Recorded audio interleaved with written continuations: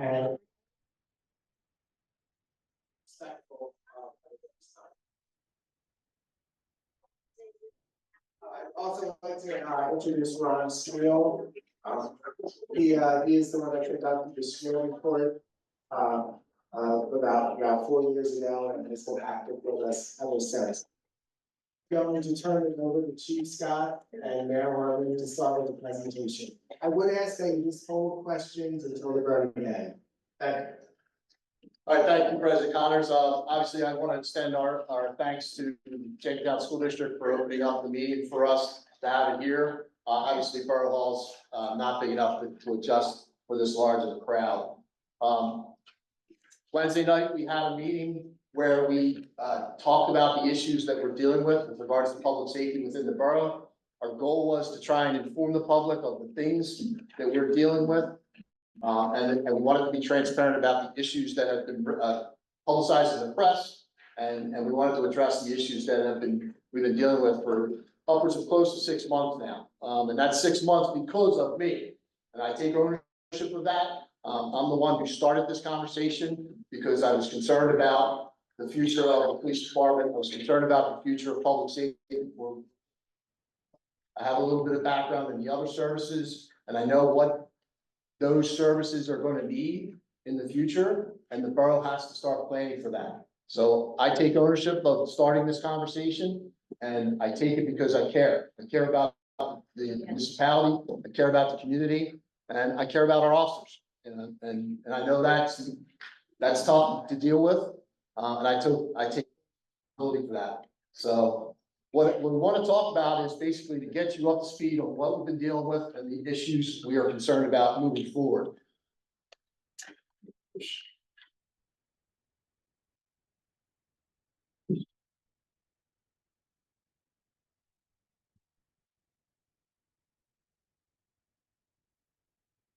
So first and foremost, the Borough Council and Mayor and obviously the Borough Administration dollars to understand how much of a shock this is to discuss this. But we thought it was important for us to have a plan and have a plan to discuss it with the community. We want to make sure that we are thinking about how important this decision was. It's a major issue. We don't take it lightly. We care about this issue, and we understand that the Borough Police Department has been in existence for 134 years. We care about the officers that we have employed right now, and we care about their families. There has been no decision. We are not ready to make a decision about any of this, but we have to start thinking about what's best for the citizens of Jenkintown for 5, 10, 15 years from now. We're going to make every effort to support our staff and their families. We're going to make sure that the decision's made with their input, and we're going to take care of them if the decision is to dissolve the police department. But that decision, like I said, has not been made. Most importantly, this whole situation is based on a partnership. The partnership is between the Jenkintown community and the Jenkintown administration, the borough administration. And part of the administration is the police department. Part of it is the council members and the mayor. We have to make sure that we abide by that partnership. The partnership is involving many different facets, making sure that we build trust and legitimacy so that you understand what the goal is to be transparent, because you are being taxed at the second highest rate in Montgomery County. That's important for us to acknowledge. We are number 6 in municipality taxes for Montgomery County. That's an issue. We can only tax so much before people start leaving and finding other places to live. We value the resources we have here in Jenkintown, and the most important resource is this one that you're sitting in right now. We want to work with the school district to make them successful. We can't overtax from the municipality side, so we have to work through this and figure out solutions to this. Leadership's a lonely situation. This is not easy. This is not something I'm sitting up here thinking, oh, this is no big deal. I take full ownership of all the issues and the things I brought to the borough and the things that I tried to do for the police department and also for the borough itself. I told you I have some background in other things, and I think it's important to help them in making decisions so that we are planning for the future of public safety within the borough. Right now, we're committed, and we want to make sure that we provide the best public safety for you. We want to make sure we give you a good background of what the police department has been through and where they're at now. We also want to talk about the fiscal responsibility of the borough. And we want to talk about our strategic plan for public safety within the Jenkintown borough. And then we're going to ask for your questions. I think I've kind of beat this a little bit to the dead horse. I forgot to say in the beginning of this presentation will be published online on our website, if it's not already, so you can get a copy of it. If you need to digest some of these slides later and ask us questions, we'd be more than happy to answer your questions. There must be a balance when it comes to providing public safety. We're responsible for all of those facets.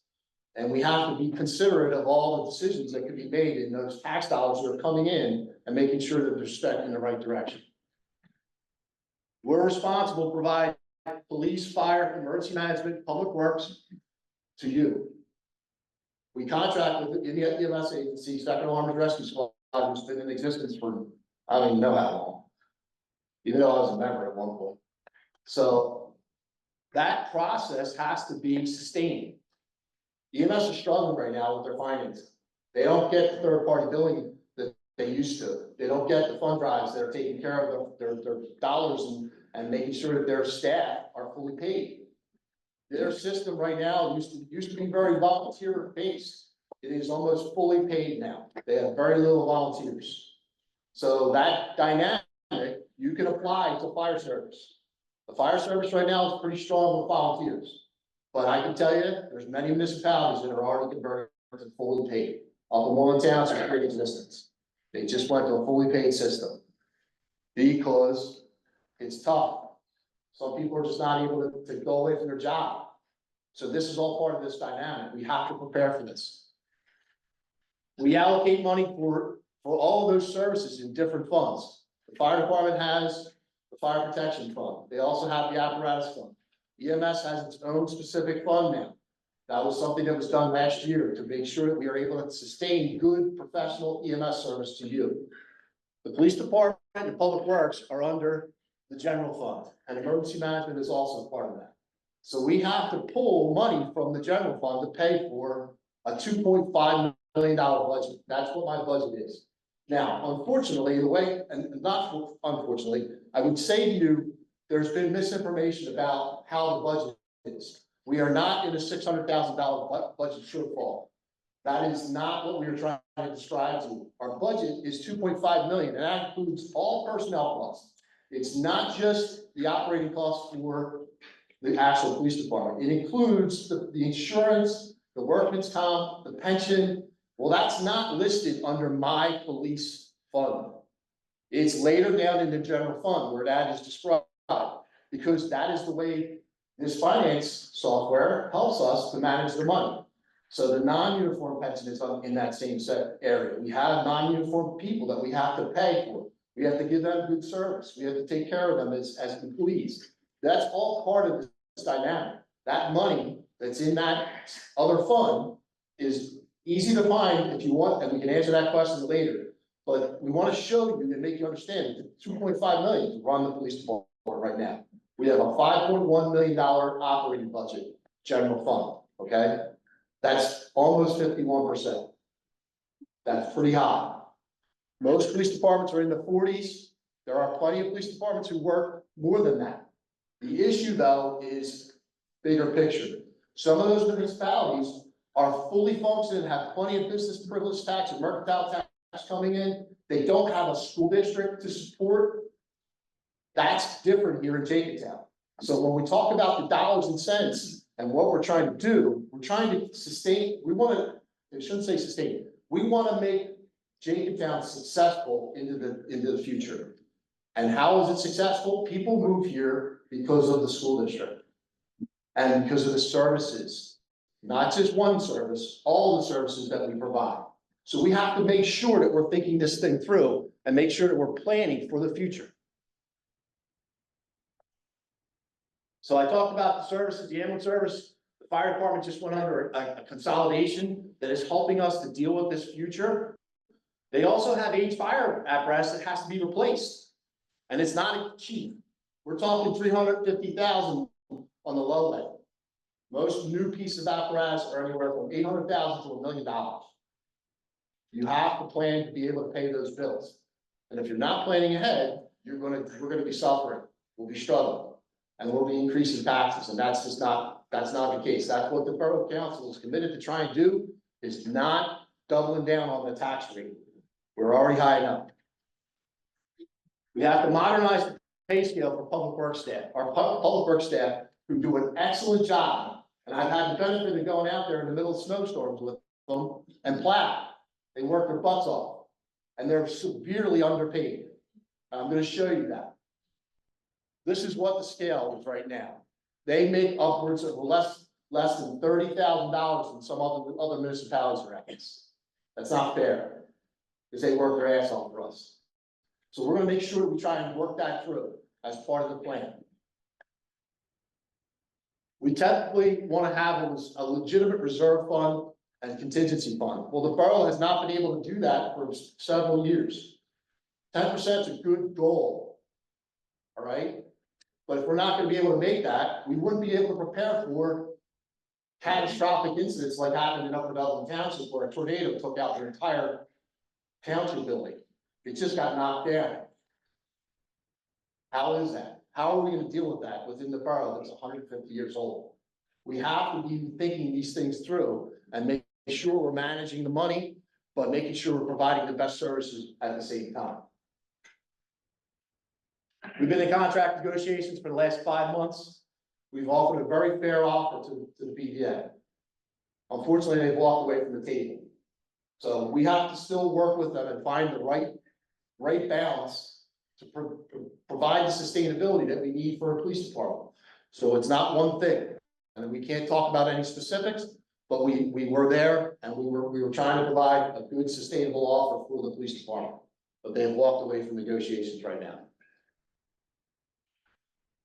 Everyone wants to know about the Bellevue contract. The Bellevue contract was a strategic communications firm that we had hired with the purpose of trying to prepare for all of these issues that we have. It's not one issue, it's many issues.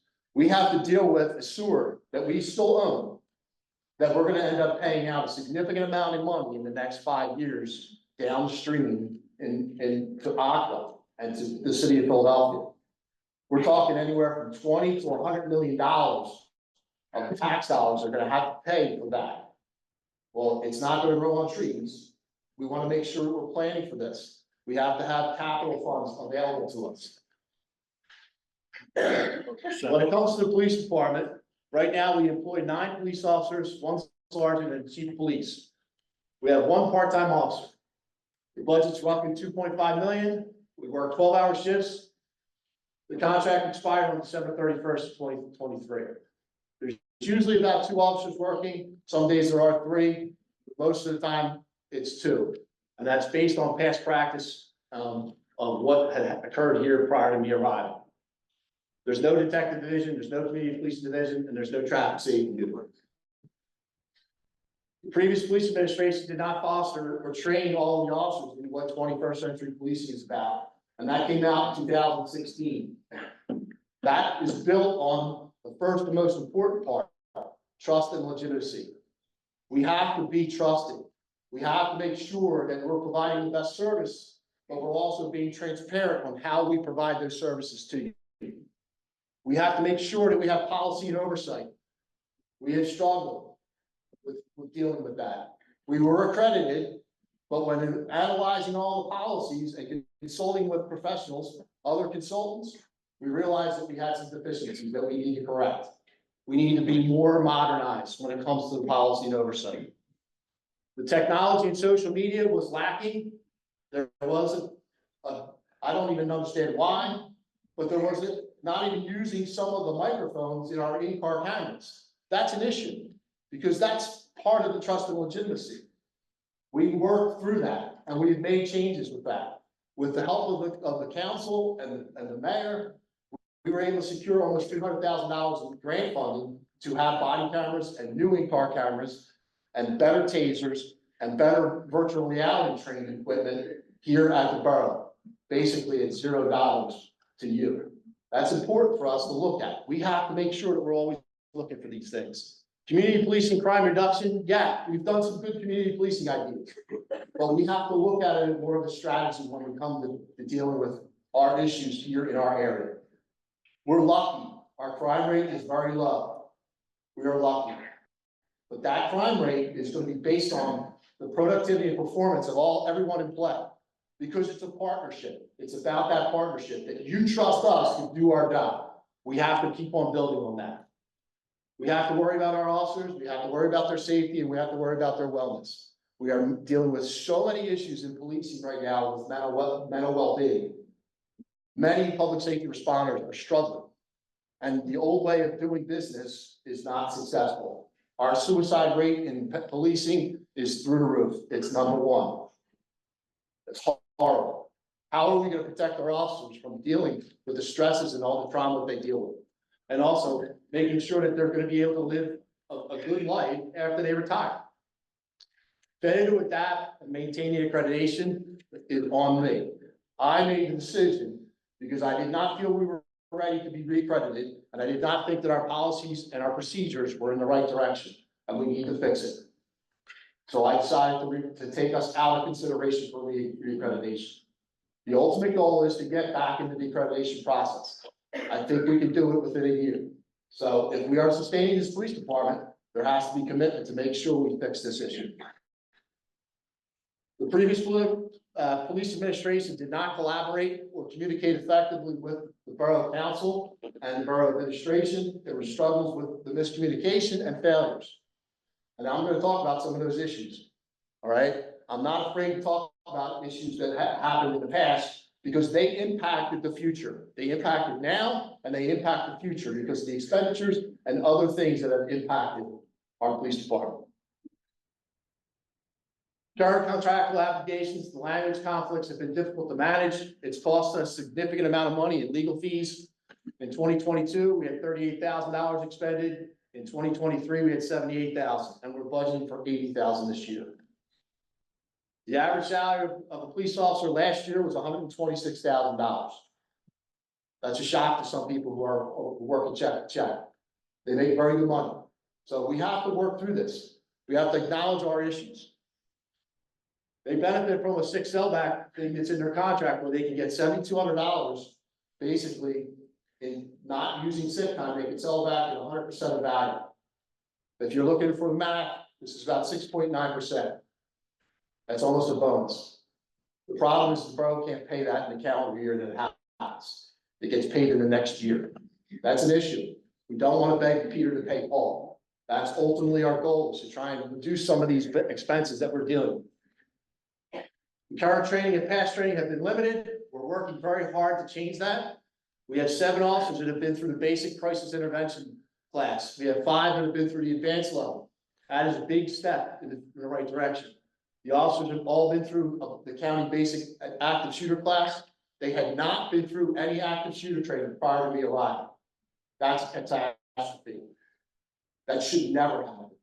Our students here, there's 750 of them that I worry about every day. You count on the staff, you're talking 800 people that occupy a major infrastructure within the borough. You should never, ever put their lives in jeopardy because of whatever issue made that decision. It had to be fixed.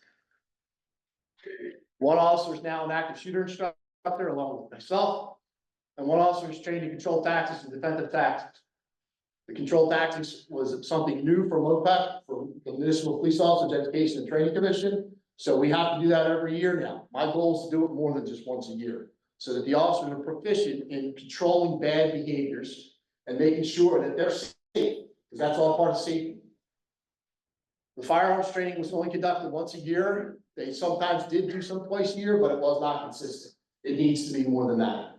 This is a lethal weapon that we're carrying into any situation at all times. We have to be prepared for all types of incidents. That's repetitive training that will be successful for that. We have virtual reality training that we obtained through that grant. We started to work through it and utilize that as best we can. It's not easy to work with, but we're working through it. It's an important step in helping us to improve our training. The projected cost for us to continue on this path, it's going to take us about $500,000 in the next 5 years. That's a low end, I would believe. But that's including time for people away from school, away from school, staffing, and then the cost of the training, wherever it may be. The calls for service do not justify the minimum staffing that we have right now. And it's costing us $80,000 in overtime expenditures to staff the police department in covering the street for two officer minimum. And it's based on past practices. We have to figure out what's the best strategy moving forward. We're lucky, we're surrounded by the second largest police department in Montgomery County, who is very highly trained, and they are one of the gold standards in policing.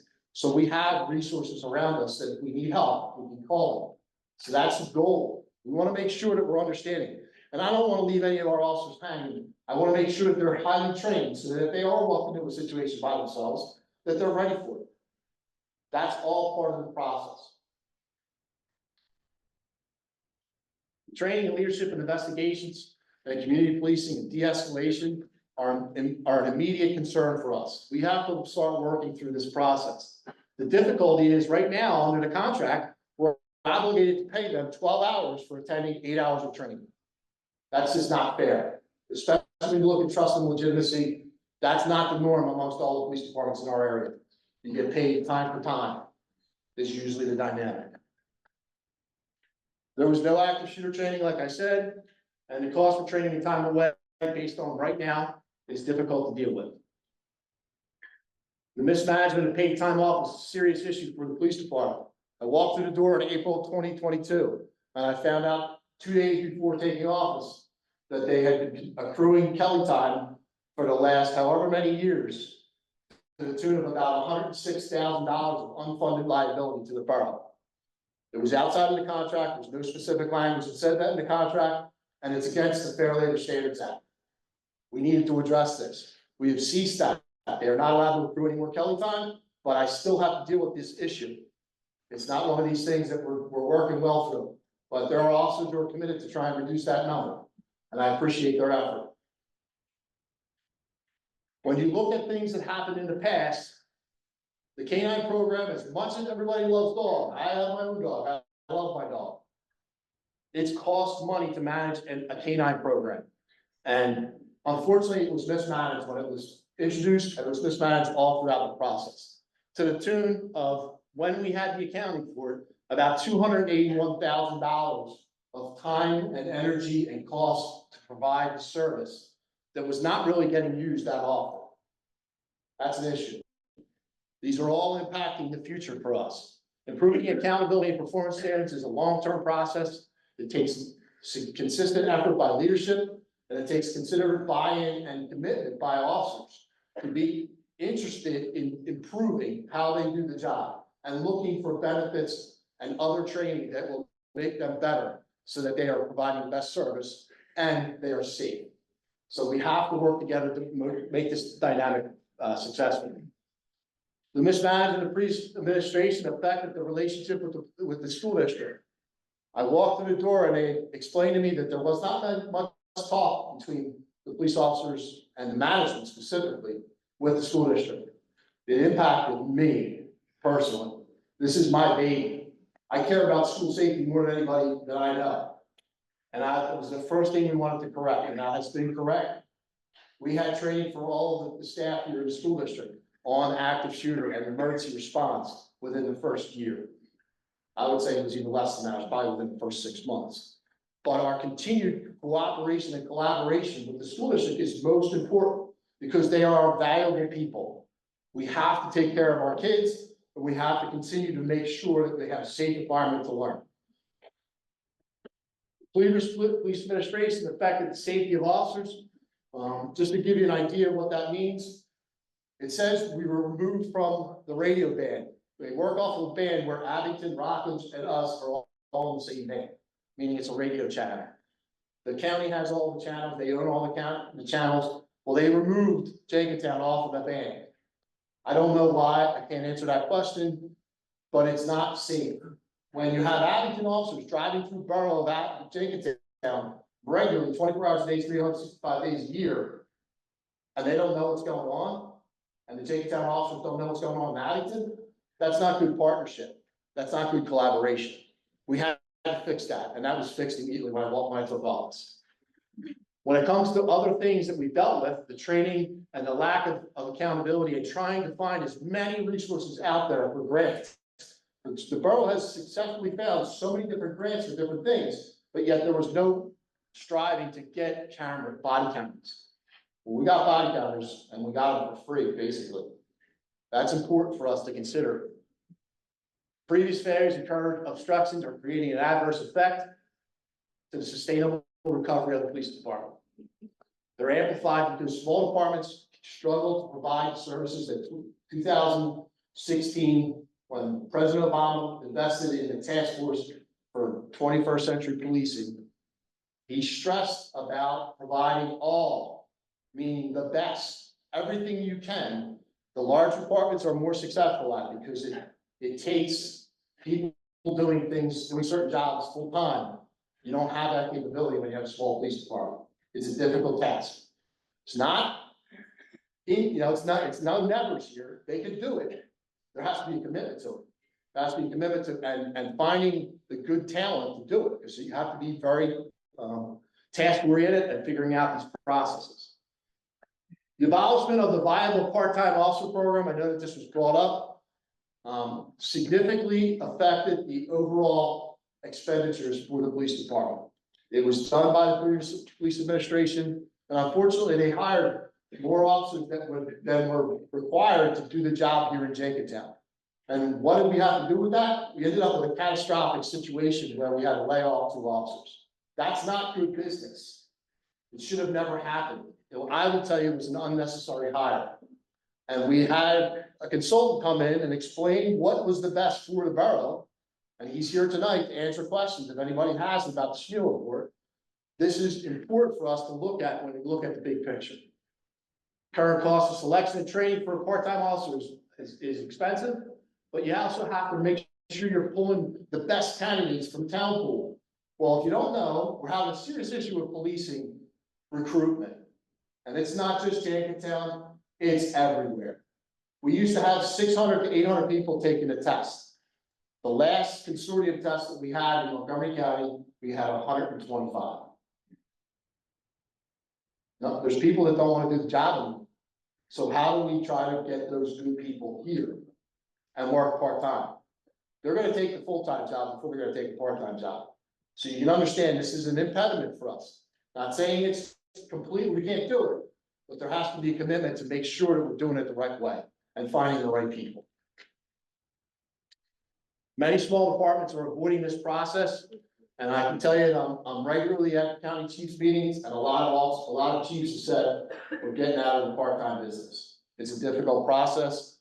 The turnover rate's too high, or they're losing employees before they can keep up with them. It takes too much to retrain new officers. So you have to look at these big picture discussions and make sure you're making the right decision. The SMEAL report's here for you to understand. I think I've touched on a variety of different things that we've done to fix the problem that were identified through Ron's report. We've made significant increases in our technology. We're working with the borough to improve our technology. We're working with the school district to continue to collaborate, help them with their emergency operations plan, make sure that we're here to make sure if there's any kids who are vulnerable, we get them to the right resources, helping them with our investigative techniques. All these things are part of a partnership. And that goes back to the beginning of this whole discussion. Other things that we've done. I talked about the relationship with Borough Council. Our performance evaluations was a new thing for the police officers. They had it at one point and then they did away with it. It's very effective in helping officers to improve their performance if you're giving them feedback. It's a struggle sometimes if there's an issue with that. I want to tell you what's specific, and my wife talks about it all the time, is I work almost 50% of my hours on the street. That's $74,000 in savings in overtime because I was out there working the street. That was not what was going on in the past. That's a significant issue for us. So we have made efforts to try and reduce the cost, but we still have to work through these processes. We had one officer become a member of the Eastern SWAT team. That gives us training back because now all the skills that he learns, he can now teach our officers. We improved the accountability, and we hired a full-time civilian to work on records management, parking enforcement, parking permits, and she's even out there as a crossing guard some days. She does everything. She's a jack of all trades, a master of none. She works well with Linda Bennett, who was obviously born and raised here in Jenkintown, and two great employees. We were lucky to find Sean. We talked about fleet maintenance and fixing that. We had one officer go through the FBI trilogy, and we've worked to get crossing guards. We have 11 crossing guards here. There are no buses. So 11 crossing guards for a half square mile. That's kind of unique. And I see one of them in the audience, and she's there every day. She works her tail off to make sure the kids are safe crossing on one of the busiest intersections in our town, our borough. So we have to be considerate of these things. So Gabe's going to talk about the fiscal responsibility. I apologize for talking too much. I know I go off on my tangents. But we want to get this through. There's 5 more slides, and then we can ask as many questions as you want.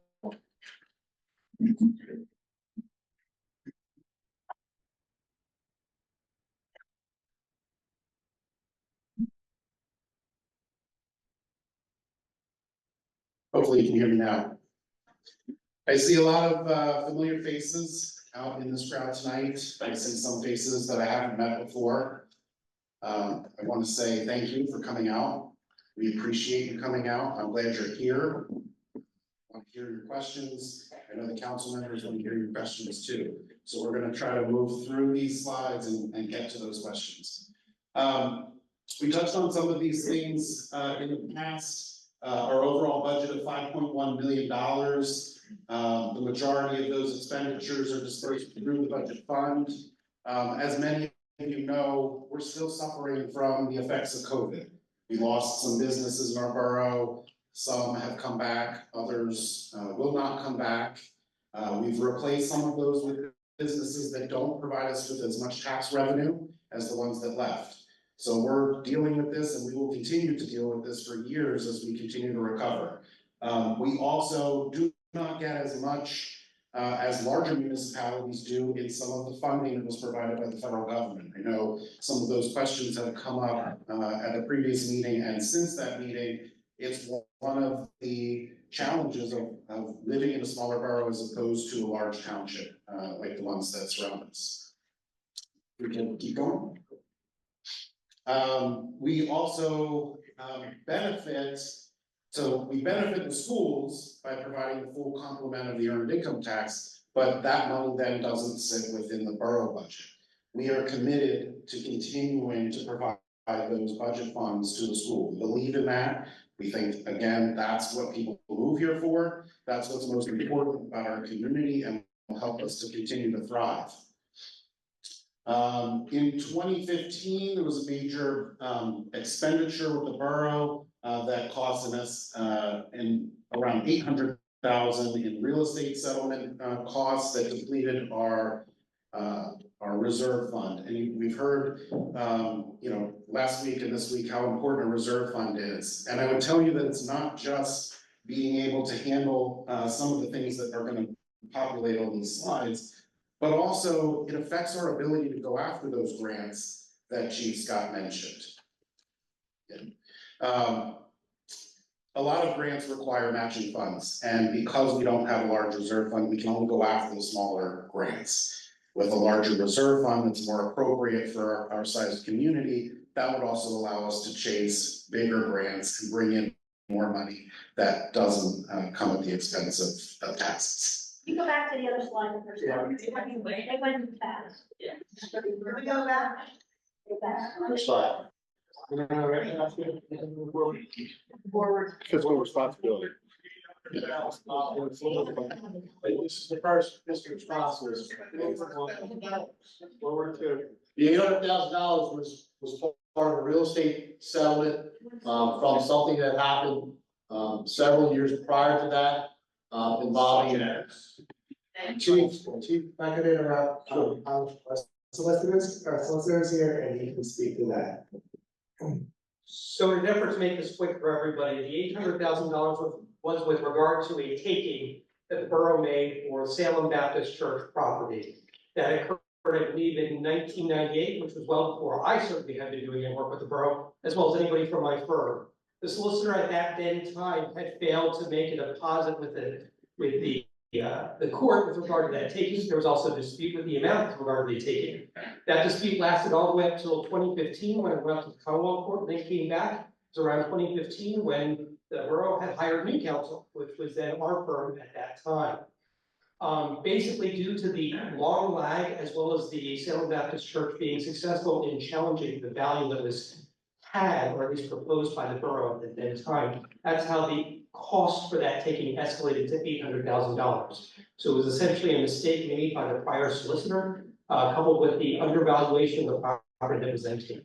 I want to turn it back over to the mayor though, because I want to make sure you get to your other questions, so we can go through his presentation. Thank you, Mr. Mitchell. Let's keep moving through the slides, and then we will be happy to take all of your questions. Please hold them just for now, and let's get through the rest of the presentation. The borough has raised real estate taxes by 28% in the last 3 years. We know that's not sustainable. It's not fair to you, the taxpayers. I'm a taxpayer myself. I don't like to see them go up, and I want to know where the money is going. Which settlement are you talking about? Over 5 years.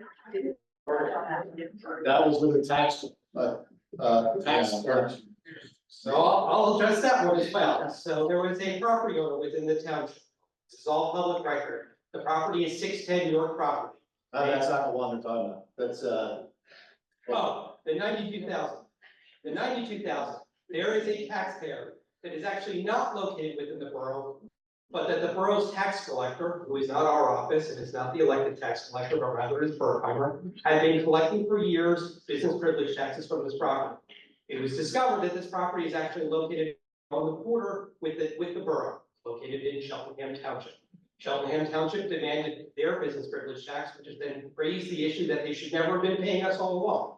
Luckily, we were able to limit the exposure there to 3 years, which is the statutory limit. Cheltenham went on for more years. We had a legal obligation to repay those funds that were not correctly collected by Berkheimer or the borough. Thank you. So traffic safety, pedestrian safety are major concerns for the borough. We've updated signage and improved traffic calming conditions on 611. Those were delayed because of lack of funding. Again, coming back. stand up. The paving and street improvement projects have also been delayed. This, again, we'll turn it back to Patrick. Thank you, Mr. Mayor. So there was a tax reassessment. The property owner of 610 York filed a property assessment appeal, just as anybody in this audience can file an appeal with regard to their property.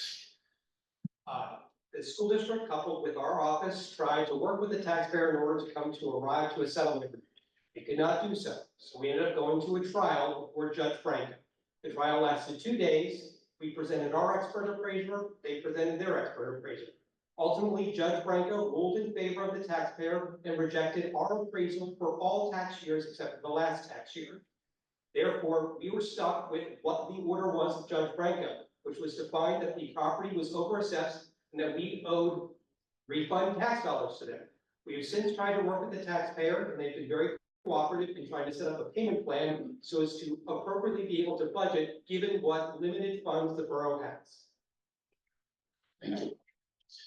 So it's all about volume. yeah, we talked about that a little bit with the sewer system. That 11.9% represents our percentage of that system that we use based on the amount of water and usage that flows through those pipes.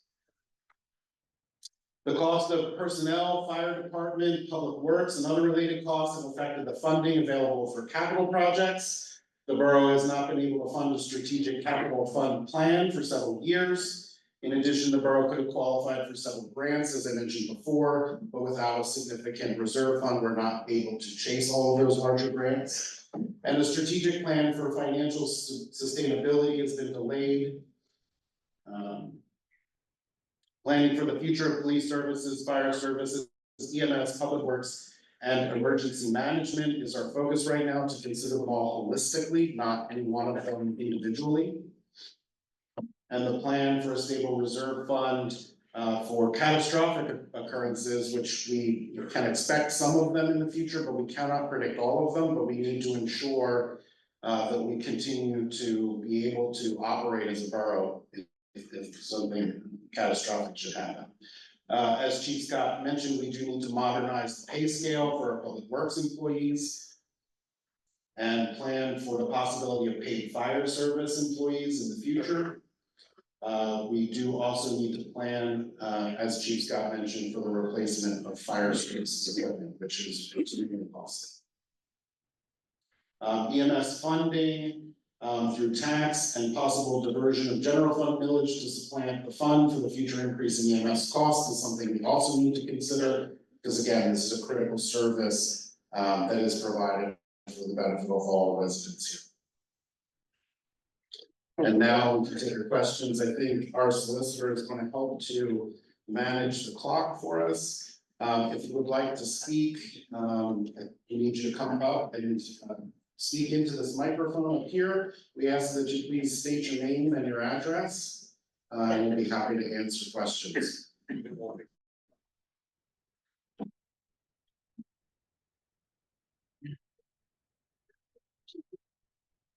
Good evening, everyone. My name is Reverend Dr. Wayne Weathers. I am pastor of Vision of Hope Baptist Church located at 908 West Avenue in Jenkintown, across the street from Abington Friends School.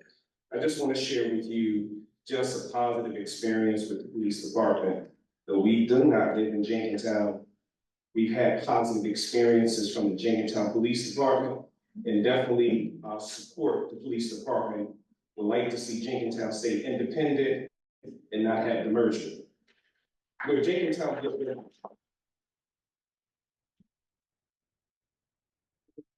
police department, for those who don't know, around 2022, a group of adolescents tried to break into the church.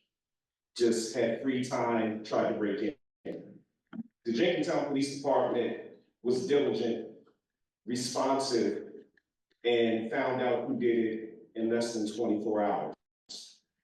What was very unique is not just them finding who did it, but it's the special touch. They didn't hesitate not only to call a trustee, but also had my cell phone number and constantly call me to let me know the progress. Not only call about the progress, but also how we can find adequate solutions not to allow the juvenile to get caught into the judicial system, but how we can work together to render a positive solution. Oftentimes, there's sometimes that the alarm system is going off. Without hesitation, Jenkintown Police Department has been diligent, and I've been in various social locations. This is the most responsive police department I've ever come in contact with.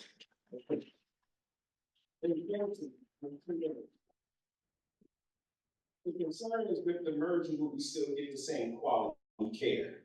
Will we get the same access to police officers who go above and beyond to provide not only the adequate service, but also the relationship between the police officer as well as the constituents they're serving? So thank you for taking the time for the comment. And again, support the police officers. Would like to see Jenkintown Police Department independent and not divergent. Thank you. Thank you.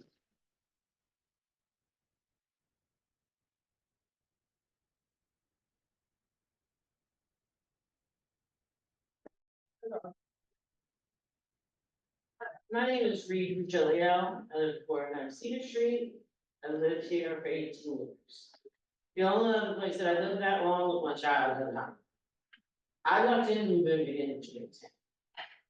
And this has been the best 18 years in every scenario.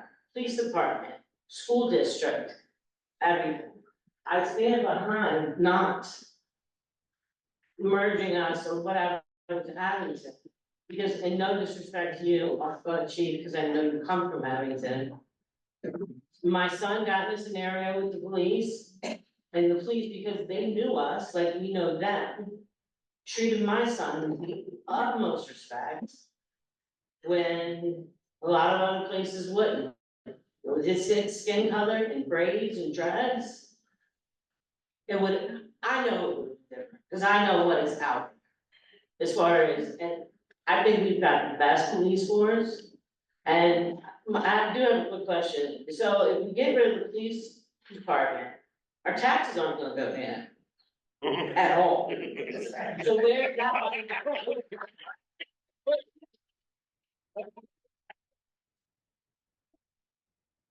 Well, just to clarify, this would not be a merger. Oh, well, We would be contracting out to another police department. Sounds like a deal done. and response time will go down, 100%.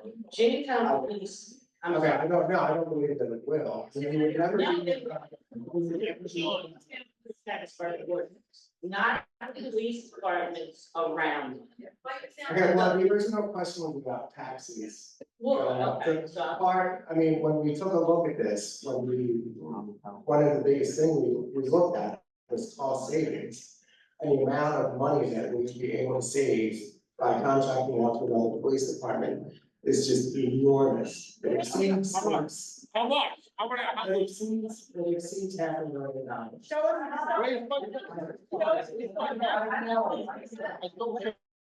Raise the tax. Go. And I'm here that the next big tax thing is gonna be the school. There's a reason that these families have stayed. These families, children come back and live here. My grandson is 5 years old, and I want this. Okay, we understand. I just, And that's- out of respect for everyone's system. Thank you.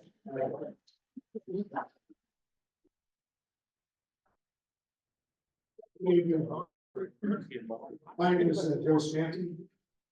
I live at 218 Greenwood Avenue, and I have law practice in the center of town here. 4 or 5 years. Chief Scott, I certainly, agree that if there's upgrades that need to be done, with the police department, I think there's no doubt that should happen. I'm glad that you pointed out some of the deficiencies, but I don't think we should lose our police department just because these upgrades have to be made. And I'm not sure that's what you're trying to say. But, my comments here are that I've been in this town 71 years, except for 3 years for little kids up in Hamburg for a short stint, and we came back. My office is in the center of town. I know the town pretty well. The officers of Jenkintown know the town well. They know the streets, the fields, the homes, the businesses, and most of all, they know the residents of this town.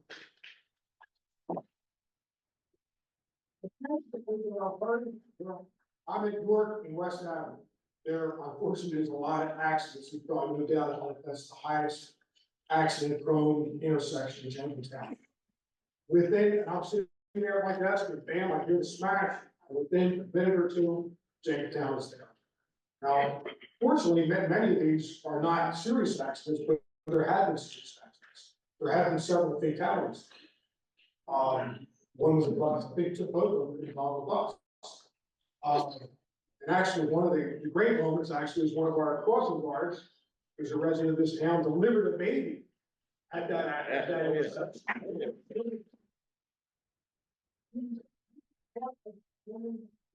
A resident of Jenkintown. This is a wonderful park, and I hope we don't give away. I have no doubt that the presence of our officers in this town have prevented burglaries, break-ins, vandalism. They are here, they are constantly patrolling. That would not happen with Abington, not disparaging Abington or Cheltenham. But we should not lose such a valuable asset as this Jenkintown. Thank you.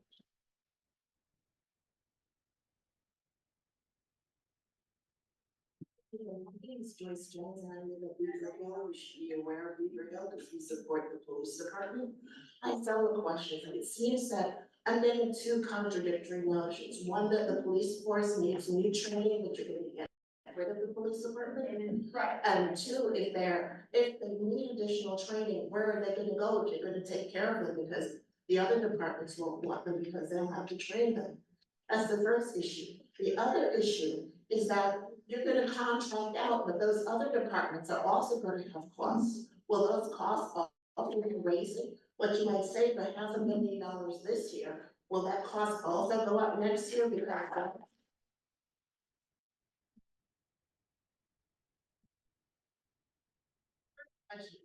Am I wasting my time? Has a decision been made?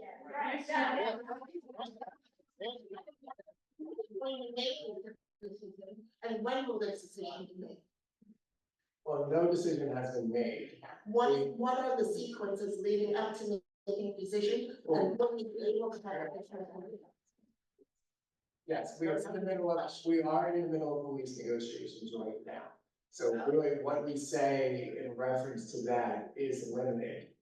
We I took, understand that. yeah, we took a look at this, I guess, in the beginning of spring, is when we first started talking about it. That's when we met with Bellevue Communications, and we were talking about, hey, how are we going to communicate this to our public once we decide to talk about it with our public? But it really wasn't a fit for us. We never had a conversation with any neighboring community. We never spoke to Abington, we never spoke to us, we never spoke to Shottingham, they never spoke to us. It was just a conversation. Now that, the information, you are aware of this situation because it was leaked to the press. That's not how we operate. This council does not operate like that. It was our intention when the time was right after the negotiations, that we were going to bring this to you. Got it. The issue now is that will we be informed and have informed about this decision? And the third point I'd like to make with everything that you need to do from what was presented tonight, there is no way in hell you're not gonna raise taxes because you don't have the money. The money's not there, we're gonna have to pay taxes. How are we gonna build up a reserve without raising taxes unless you say you're gonna fire the entire police department, and you're only saving, according to what you just said, is $500,000, which means $2 million is still going out the door. So, I mean, from what you just said, there is no way you're gonna be able to continue without raising taxes. And in raising taxes, I would like to see better management of the funds and what's going on.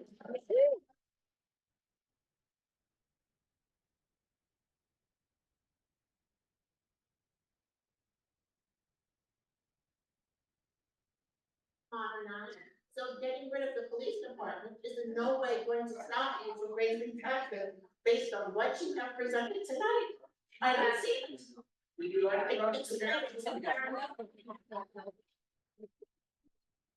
I would remind you that this is at the conversation stage. That's why we're here, to ask and to discuss. No decisions have been made. There have been no negotiations with any other municipality. So to even anticipate, excuse me, you can take a place in the line and ask your question. I'm trying to answer the question. Let's have the conversation. Let me answer. Let me answer. These slides are all on the website. Then we'll make sure that they're available. They were to be posted today. The answer to your question was, this is the conversation stage. At every point of this process, it will be discussed in public meeting, and that everyone in this room and everyone in the rest of the community is encouraged and welcome to attend and be part of that conversation. Okay? Well, that should be crystal clear. No decision has been made. We will communicate information. We don't even have the information to share today about what, it would look like to contract, because we haven't had those discussions yet. Okay? When we have that information, we will be happy to share that so that it's well communicated. That's been made. No decision has been made. That's what people are hearing. No Yes. decision has been made. Yes, that's correct. Yeah, sir, thank you, Mayor. Sir, if you could. You're up. Yeah, okay. Chief, you say you're concerned about your officers. Isn't it true that if you get rid of this department, they'll go on unemployment? They have no jobs to go to. They either go on unemployment, they're not gonna get jobs in another department because they were in here for too many years. They have to win their too high a pay scale. Is that true? Oh, I'm sorry. I didn't introduce myself. I'm Michael Gottlieb, I'm the attorney. And under the Pennsbury decision, I don't have to give you my evidence, and I won't.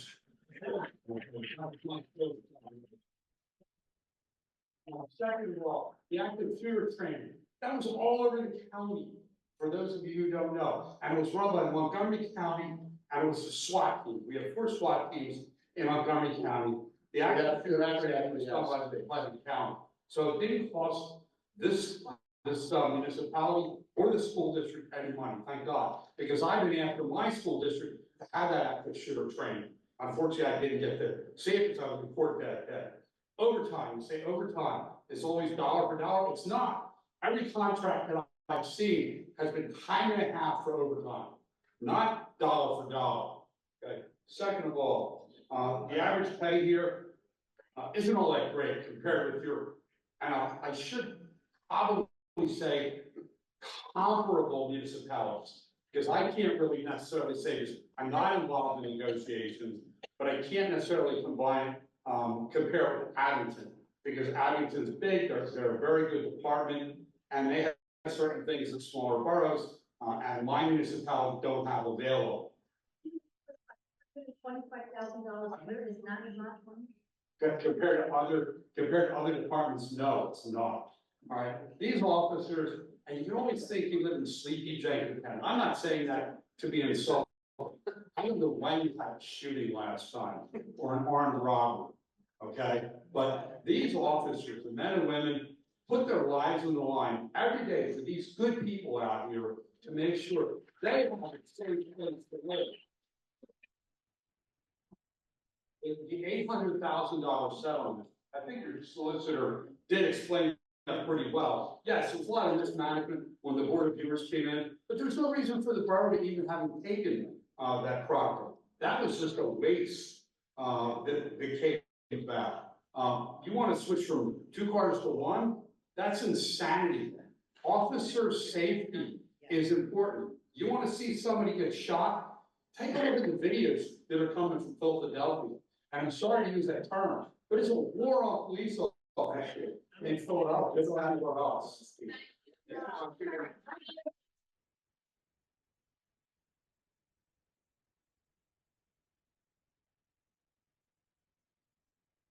Hello, my name is Mark. I'm from Beaverfield. I'd like to talk a bit about the latest available DCED report for Jenkintown from 2022. And I'm going to touch on a number of subjects, so you guys could please hold all responses until the end. So I also looked up other DCED reports online for comparison, and I was able to find 2, one for Mechanicsburg and Cumberland County, and one for Coopersburg Borough, Lehigh County. And I will refer to these 2 occasionally as well. And before continuing, I'd also like to note that although the police budget is around half of the general fund, that's true.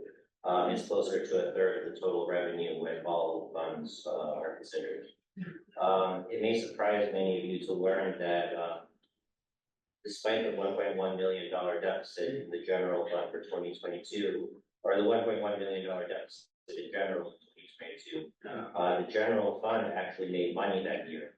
In fact, the deficit can be blamed on losses to the youth area fund, specifically over $1.4 million in expenditure due to judgments and losses. So before, so before cutting. Before cutting the police force, I think the town should stop losing money on lawsuits and bad investments.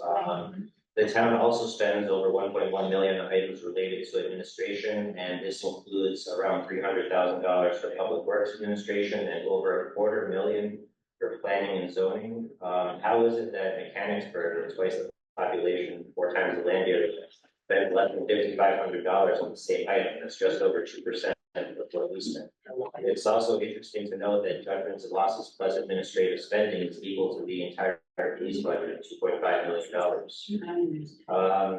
If the town is really in such dire financial straits that we're thinking of cutting the police force, should we be paying the mayor of 4,500 residents over $131,000? I can speak to that.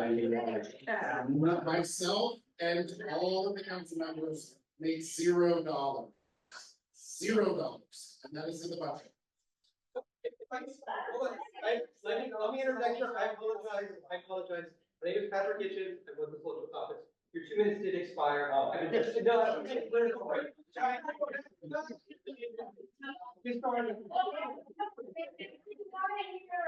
understand, but everything takes 2 minutes. I do think the gentleman made a great point that everyone should finish their 2 minutes first.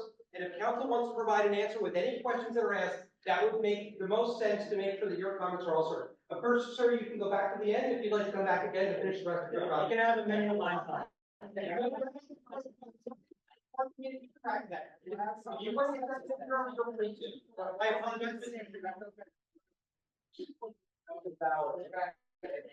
Yeah, the 1.4 million that's in the Washington and judgments, line item is the loss, and it's in the fiduciary fund part of the report, and it represents the loss in the borough's pension funds during the very bad, investment year of 2022. It has nothing to do with spending in the borough, it just represents the loss in the value of pension funds. Hopefully they'll come back in 2023 with a good year. The 132,000 that's mentioned for the mayor, the line item in the report, or the audit report for that is management, record fees, mayor or manager. So it refers either to the borough manager, which is last year, who is paid 132,000 thereabouts, but it has nothing to do with mayor. So that's where those two line items fall. Also, none of us get paid any. That's not, that's stated. Hi, my name is Andrew Edelman. I'm a resident here in Jenkintown and a business owner. It is crazy to me that in this presentation, it seemed like you did not talk about the important things like how much would this save? And if it did apparently save $500,000, where is that money going to go to? And will that increase every year? It's not like if we contract out our police force, we just won't have to pay for police force and we'll be protected. I highly doubt that it's $10 million, and if it is, then where's that money going to go to? One thing I will say, if it's 20% less to have our police force contracted out, I guarantee the quality of policing will be even more than 20% worse. It is not like you're going to be getting the same quality of policing. I know from, as a business owner, they respond immediately. It is incredible the speed of response, and I think it could cost lives. It could cost a lot of really, severe penalties not having as quality of police force. I think it should be at the top of everyone's concern to have a local police force that knows the people, that knows the streets, and I think that this is a pivotal point. If we get rid of our police force, it is a sign that things are going downhill. We're more concerned with pinching pennies than the quality of care and well-being of our people. I think it's a horrible decision as someone who is extremely invested in this town, and I'm very, very upset to even see it being brought up. I think that you guys need to figure out how to keep this.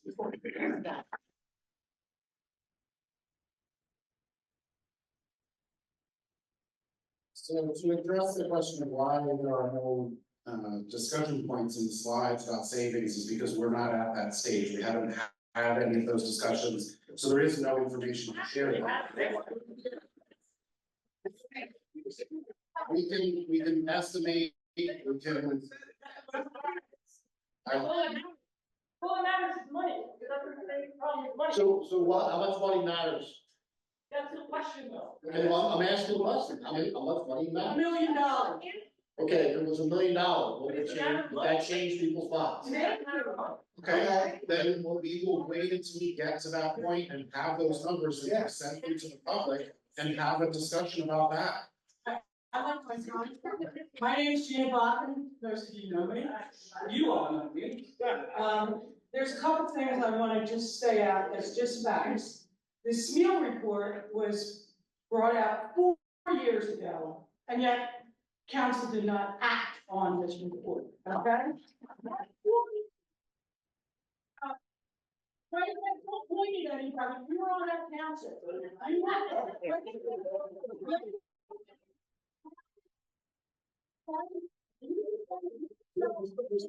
Stop, continue, please, you want to take your time. Okay, now, so that was not 4 years and nothing's been done, but more importantly, 2 lawsuits to get the report released. It was released finally, and it was heavily redacted. Our new mayor had it unredacted the day of our first meeting. That's just a, throw that out there because you haven't made up your mind. Number two, you hired a PR firm wasting more of our tax dollars.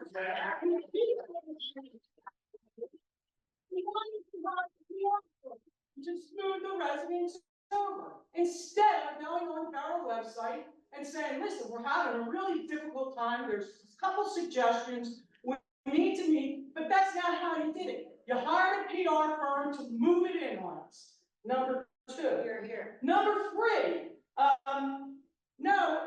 police chief's been here 2 years, and a whole lot's not been enacted on his part, okay? No offense, chief, but why was the accreditation stopped? Why didn't that continue? Spiel really congratulated people, and this one really bugs me. The Spiel report suggested that the borough council needed to engage with our policemen. I want you all to show me by hands how many of you know our police officers. All 10. Right. Good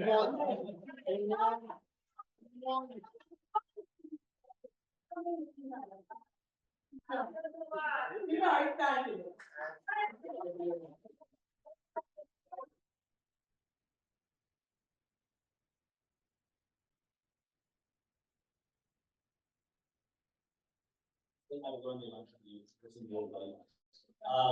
I would say God bless Jenkintown Police.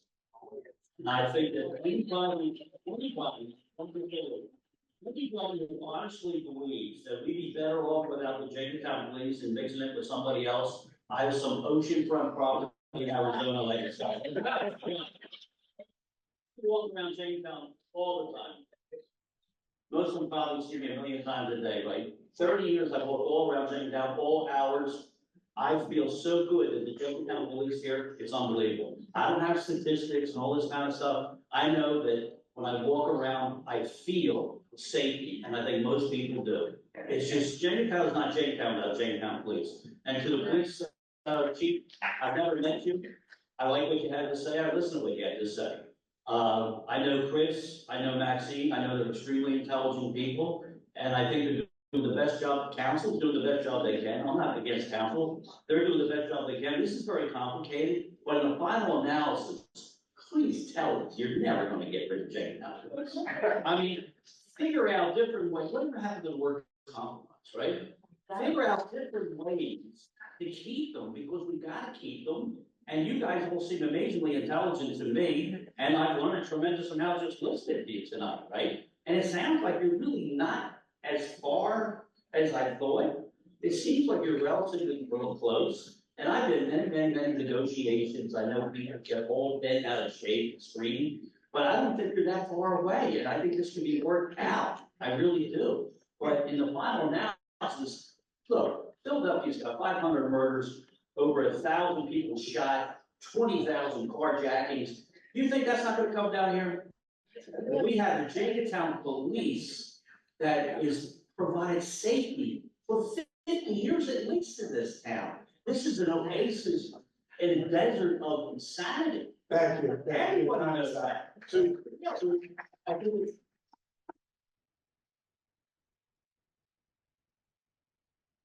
It's important to answer, you addressed an issue, and the borough council and the borough administration and the mayor are not taking away the safety that you felt. Their goal is to make sure that that safety is sustained for 5, 10, 15, infinity, as long as Jenkintown Borough exists. Their goal is to provide that safety. as long as you keep the Jenkintown police, that will be fine. If you don't, that's nonsense, okay? It's nonsense, it really is nonsense. You can explain your point of view, I understand. Yeah, I would share the experience walking around Jenkintown and seeing how people are treating Jenkintown. You got more than you have intellectual experience, okay? You don't really have that much experience in Jenkintown. I'm just trying to say, the people who live here know. They know. We need a police. Sorry, thank you. Just out of respect for the gentleman, I appreciate it. Thank you. Hi, everybody. I'm Murray Levin. I'm former president of the school board here and former president of the Education Foundation. And I've been a real estate lawyer for about 39 years. I do want to say, Pennsylvania, there's 67 counties, 2,560 municipalities. Of them, you'd be hard pressed to find one that doesn't raise taxes every year. The chief did have a line in his report that said raising taxes is not sustainable. That's a conclusion. It's not your conclusion, but it was the chief's conclusion. I don't want to pay taxes ad infinitum, but I do realize how important this police department is to the borough, just like how important the school district is to the borough. And the main asset, of course, is the people who live in the borough, but so many of us moved here because of the school district and the fact that there's such a small police department. We don't have people moving out. In fact, right now, I know economics change, but it's like the lowest amount of homes for sale ever. In fact, Andrew Smith, who keeps a monthly report, twice in the last couple of years, in the last year, 1 month there were no homes for sale, another month there was one home for sale.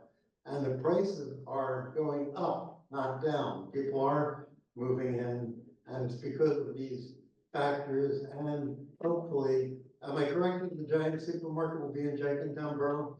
Hopefully that will help with bringing in income. We don't get a penny from Ashland. So there's a lot more I could say, but I want to be very respectful of the time, and I'll take a seat now. Thank you. Appreciate it.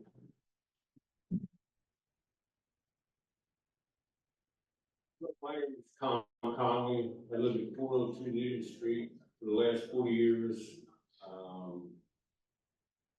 Go to 26 at 407 Walnut Street. The Jenkintown Borough Police Department keeps referring to the police department. I'd like to read their names. Forgive me for my pronunciation, because introducing to these gentlemen, they always told me to call them by their first name. I don't know who in this room knows them all. We all know what they look like, but I'd like to read off their names. Forgive me, I need glasses.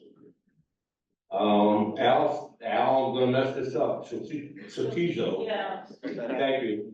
Edward Colbert. Al has 17 years here. Edward Colbert has 25 years. Frank Jaworski has 24 years. Rory Tuffy, born and raised, 21 years. Mark Wells, 21. Chris Kelly, 18. Corey Morton, I'm guessing 13 years. Anthony Matting, 12 years. Edward Titterton, 12 years. David Sangry, 11 years. And we have a part-time Officer Ashley Mick Henry, she's been here 1 year. The chief made a comment about that people move to the borough of Jenkintown for the school district. That certainly is a draw. But the fact that your children can walk through Jenkintown and not have to worry, like Cheltenham and Abington children have to worry about, is an absolute major plus to the borough of Jenkintown. These men are committed to the borough of Jenkintown. They committed themselves, they interact. Just my short time, again, I don't make every meeting, and I shouldn't have to, because that's why we elected you. But my encounter now is, everybody I've spoken to has had some sort of story to tell me how their encounter with the Jenkintown police has been. Some of them not very pleasant, but they were always treated with respect and consideration of who they were and where they were from. Thank you for your time.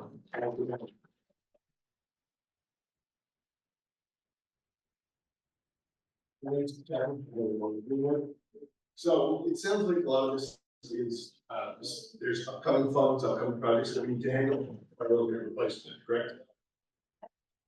We have, one of the reasons we're looking in replacing the police department, dissolving, is expenditures coming up, it's a sewer project, right? It's not just a sewer project, it's several things that are going to be talked about in the presentation. It's about the fire department, it's about emergency management, it's about public works. It's all of those. It's part of the decision. It's part of making a decision. You have to take in all of those facts make the best decision for you as a citizen. One of them that was brought up was the sewer project. The reason I asked about that is Cheltenham started this project over 5 years ago. Why are you just looking at it now?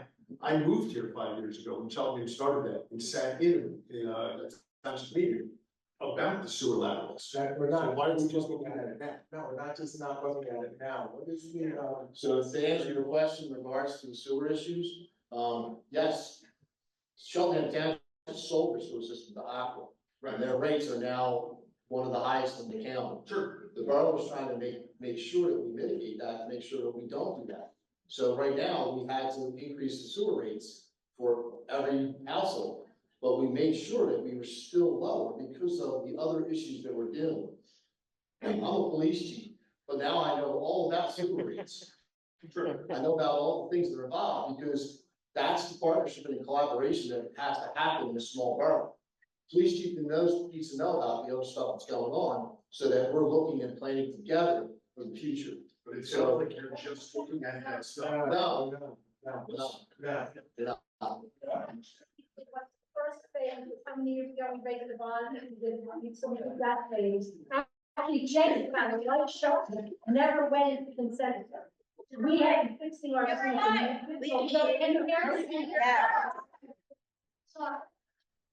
Jenkintown, unlike Cheltenham, never went into consent decree. We took out a bond and we did the interceptor A, we fixed that. We also did not put it in very popular, but I supported the sewer repair before you sell your home. So we have been, unlike our peer, unlike Cheltenham, really been on top of our sewers, and we are committed to not selling the sewers. So I think that's really important to understand.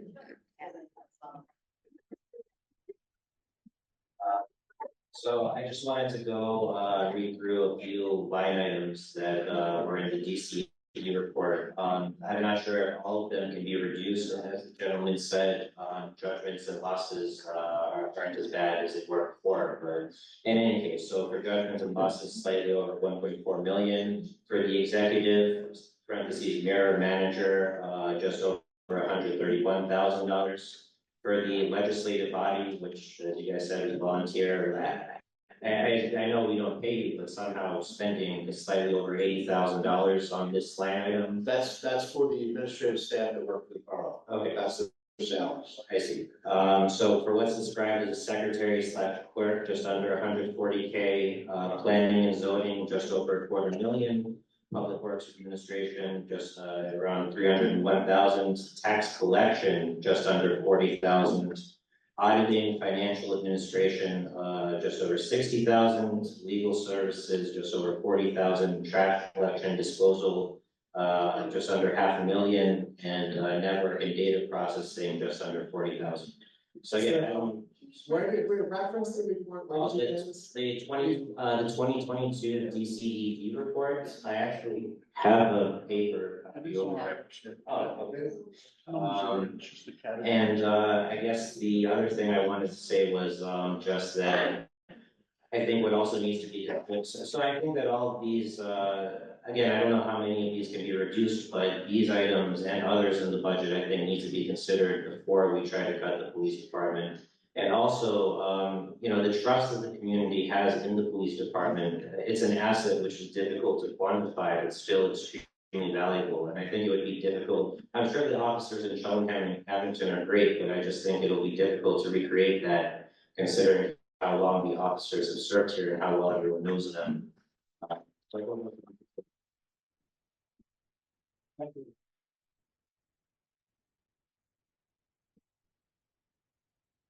Okay, first of all, I just want to thank everyone who signed our petition so far. We have over 250 signatures from people in the community and in surrounding areas who want to save the police department. And if you haven't signed already, please go to savejenkintownpolice.org and make your voice heard.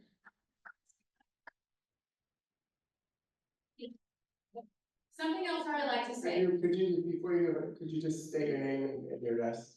My name is Taylor and I live in Beaver Hill. Yes, so can you give me a couple of seconds back because I paused it.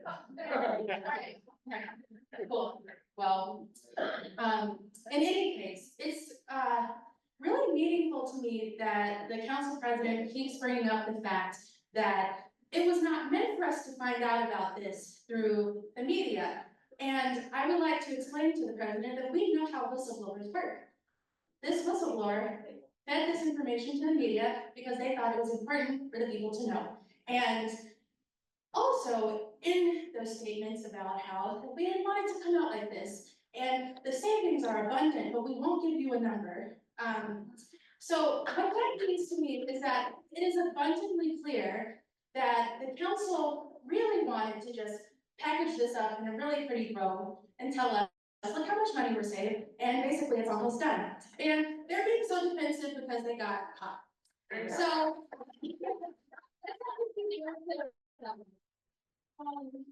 and they keep telling us that we are going to save money and we are going to get a better police force. And I would like everyone in this room to think about the time where you paid less money for something very important and got better quality, not worse. It sounds too good to be true because it is. Thank you.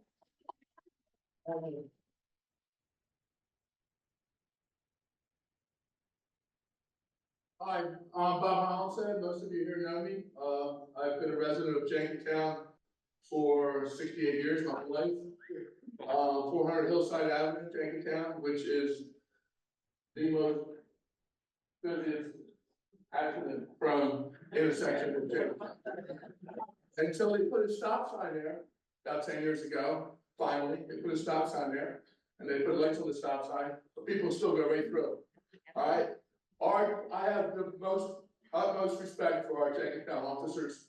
They sit back there, they wait, and they get at least 2 people a day going through that stop sign. And our children are just missed. The bicycles have been hit. The kids have been sprawled across the street. Someone's gonna get hurt there. And if you think Abington's gonna sit there, you're out of your mind. There's no way you can sit on that street. Jenkintown sits on both sides there. I was out walking the dog at 4 o'clock in the morning. That's the time I go to work, okay? I'm out there walking the dog, talking to one of the Jenkintown officers, right through the stop sign, he went and got him, right there. There's no way that Abington officer would have been there at that time, or Cheltenham. And I have the utmost respect for Abington and Cheltenham too. But let me tell you, these Jenkintown officers give us everything.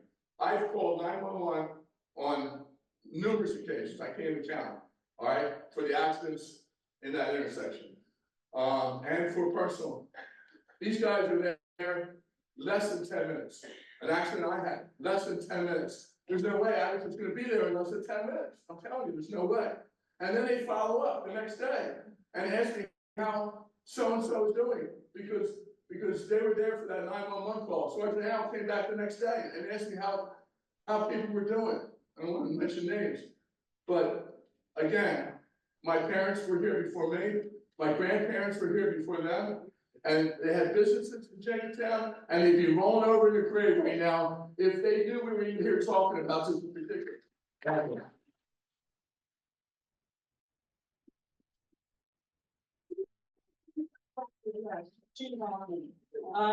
One, it's my understanding that when we broke up Monday night, we sat and we talked about the possibility of purchasing the Cedar Street garage. So I gather you're spending you're laughing. Because you didn't attend the meeting, you left. Well, Commenting on something that you weren't even there. Well, no, you see, we have people who told us, Miss Smarty Pants. A community center? You didn't purchase, you didn't discuss. There you go, okay. Number two, Alex, you say we're committed to keeping our sewer system, so did the police chief. That it's not the borough manager, but. What is the purpose? Why is it important for us to keep our own sewer system? So you wait, no, it's my turn. It's my turn, so sit down, Alex. Okay? $50 million. They paid $20 million off in deficit in loans. They're sitting on $30 million. If we sold our system, which unlike Abington, we can't process and we can't clean, yes, our rates are going to go through the roof. However, If you like-minded, sensible people put that money in trust, you could pay the fees for the community until it ran out. You could take $1 million and put it away or whatever you want, but the rest go into a trust that pays our sewage fees till the fund dies out, first off. And secondly, you're just saying we're gonna keep it. Why? By what purpose is it doing us? Why would you sell your own assets? Why would you sell us? Why would you keep it so? What is it doing for you? Well, what kind of asset is it?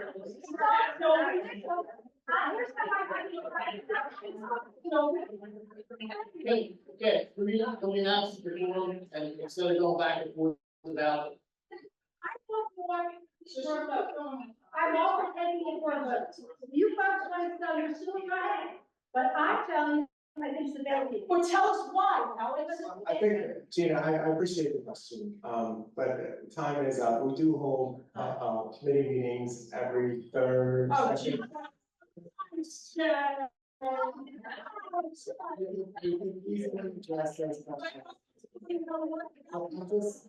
Hey, can we have the next person?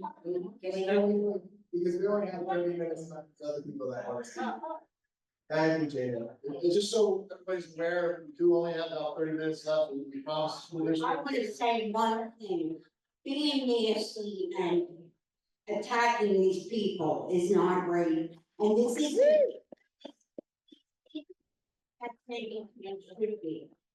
It's not great. Thank you. Thank you.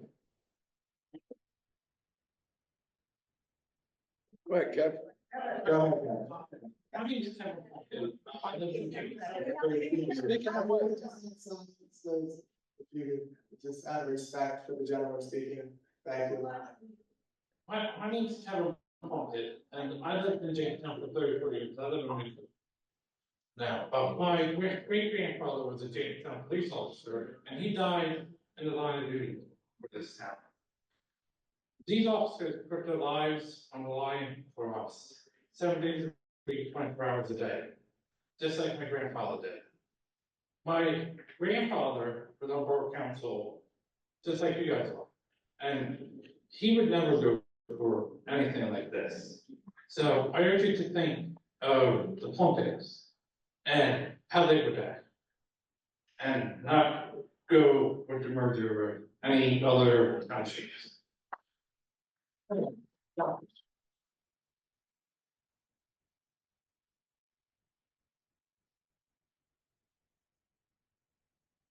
Hello, my name is Debbie Casey, I live on the North Side.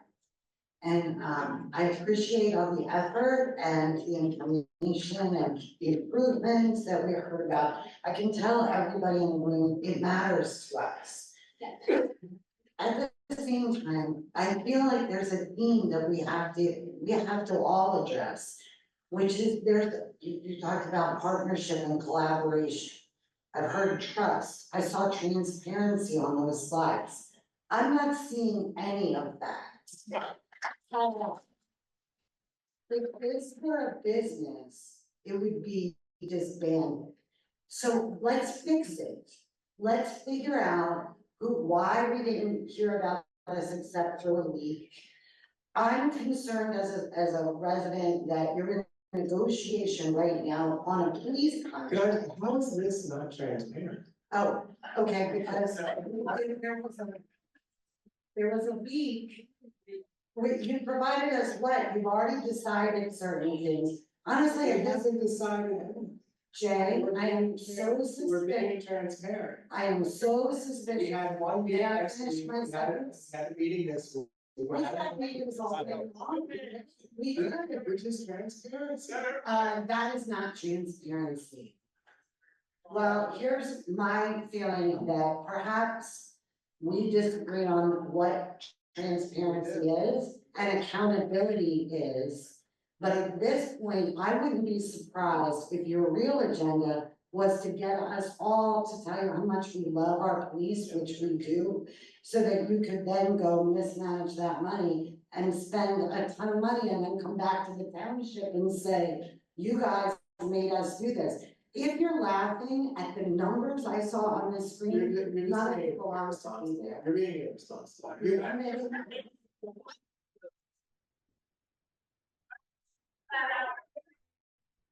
I'm allowed to speak my mind, and I'm concerned, the last sentence I'll finish is that I am concerned that since you're in negotiation, this looks a lot like an unfair labor practice scare tactic to them.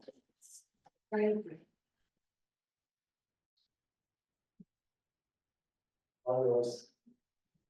David Buckle, Smiler Road. I'm the data guy, so when you throw out a number like $500,000 of savings, I'm gonna ask about it. Can you explain where that budget came from? You haven't had any discussions with Addington or anybody else? Where did that come from? Let me just give you all an idea of, Mr. Gottlieb had talked about different comparable salaries and other things that are in play. I wouldn't be doing my job if I'm not looking at all that.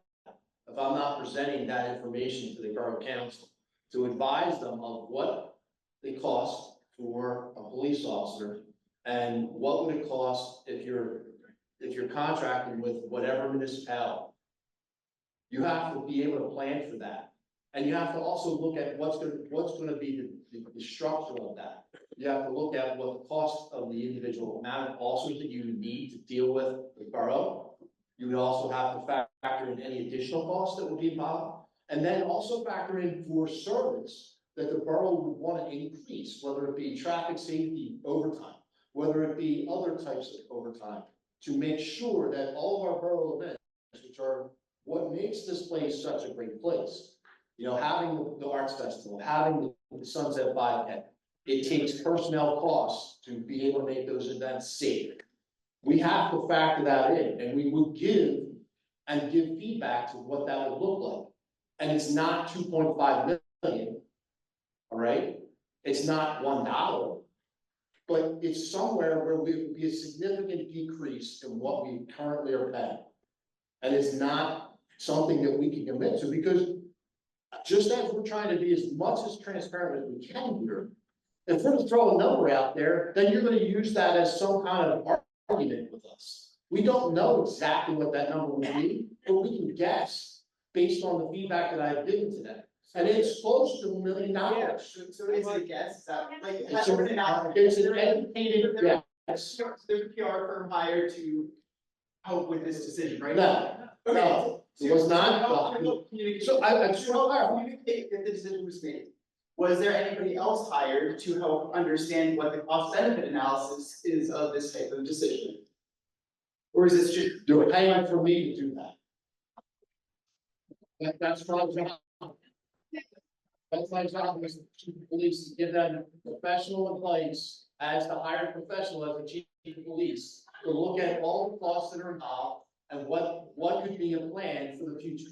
Well, then I think there'd be a benefit to hiring somebody outside of the community as a third party like this. But they don't understand what that would actually look like and what the other unaccounted for dollars that we'd be spending are. For instance, if we had a contract for 5 years that's saving us $500,000 a year, that's great for 5 years. When Addington realizes that there's no other where else for us to go, they have all the leverage in the next round of negotiations, because Cheltenham doesn't want to do it, then we don't have the police, we have a contract where we have one supplier of the service.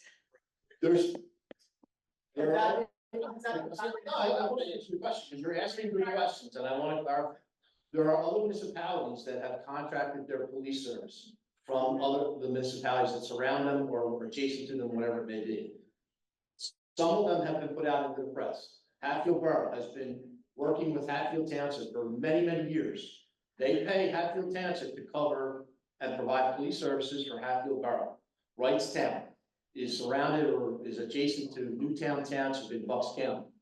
That is a municipality that they have been in contract with Newtown Township for well over 30 years. The contract is 10 years in length. The contracts can be dictated by the parties involved, and you can make sure that there is preventions to the things you just talked about. You can put that in the language to prevent that. There's many municipalities throughout the entire Commonwealth that are struggling to deal with policing and how much it costs. This is not a new idea. This is an issue across the Commonwealth, there are several municipalities that had to consolidate and merge into one regional department. There are regional departments up in Bucks County, you know, you have Penridge Regional, you have Percy Borough that covers Sellersville Borough. These are all parts of the issue, so we're not gonna just jump in something without looking and make sure we don't say. But the costs that others are facing, that's just gonna be delivered to us in the contract, and we're gonna be paying for it in the long run. Well, I think that's assuming that Abington was a bad actor, so that they're looking to take advantage of Jenkintown. But they have the same financial issues, responsibilities, they have. Right, and if we were to contract for services based on what those services cost to provide.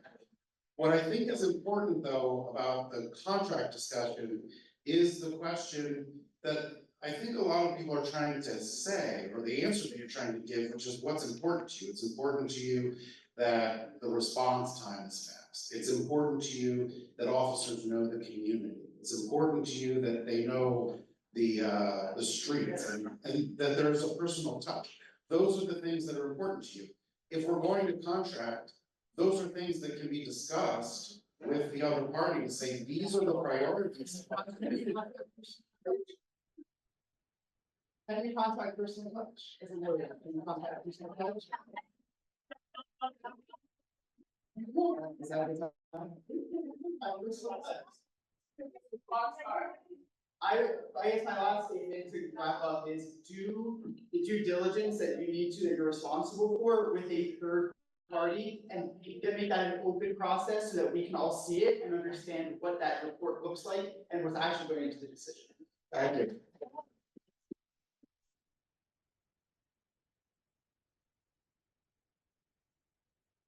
Robert McGann, 229 Manor Road. My question was basically the same as the gentleman before me, so kind of just add on to it. Are we sure that Abington wants to do it? We have no answer for that. So there's been no negotiation at all. No. With it. There's been no discussion. So again, the estimated cost savings of 500,000 is really just an estimate based on what you know about all the variables and fixed. Yeah, I'm looking at all the costs involved to produce a police force that would be effective and efficient within. So if Abington, like you said before, that all police, all departments are having trouble hiring, Abington would probably need to hire more officers, right? If they were going to come to Jenkintown. Any department, any situation where our officers wouldn't be able to keep their jobs if we sold to Abington. Like if they need officers anyway. Yes, they would have an opportunity to apply for those positions. But they want to keep the seniority. But my question was, there hasn't been any formal negotiation between Abington or Cheltenham, right? No conversation. We have no idea what they want to do. No, we don't. No. Thank you. Very quickly, I wanted to turn it over to Ronnie Steele, who just did want to address a few things. Thank you. Just, I want to add a little bit of recipe here. But you know, you're talking about getting married, you're not even dating yet. I just come in with the tail end of this, but my career has been spent from a borough to a regional police department. And there is so much that nobody has even thought about. You're putting the cart way before that. First, you don't know if Abington's even interested. You don't know what you need, what you want. And yes, officers from here, when I absorbed municipal police departments, I would take their officers. And would they lose their seniority? And we would train. When I know the chief and some of these people all of them are very interested in officer here. I was here as the interim chief for a while. I didn't give me all you get. But there's just so much yet, and I can anticipate or I can appreciate all your fears and concerns and questions and what ifs, and they haven't even begun to stretch it. I don't think they've met with anybody yet and talked, and you don't know. Somebody asked, is that interested? What's your address? Pardon me? No, I think we already told you who he was. He was a police consultant that was hired by the borough. Right. So we thought it was important for you to know the facts and give you information. And I was chief of the Northern York County Regional Police Department.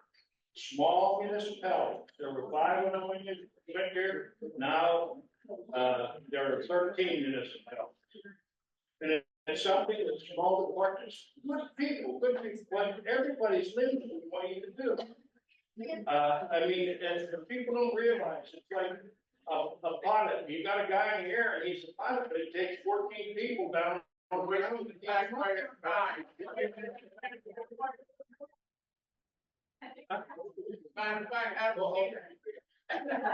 Excuse me, that's inappropriate. And he came here on his own free will to help us out, to give you facts and circumstances. There's another meeting on Wednesday night, and that's inappropriate to say that to someone like that.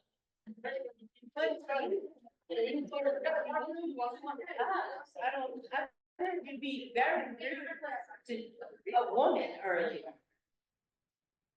You can be rude. I have a gentleman who wants to speak. So you're up.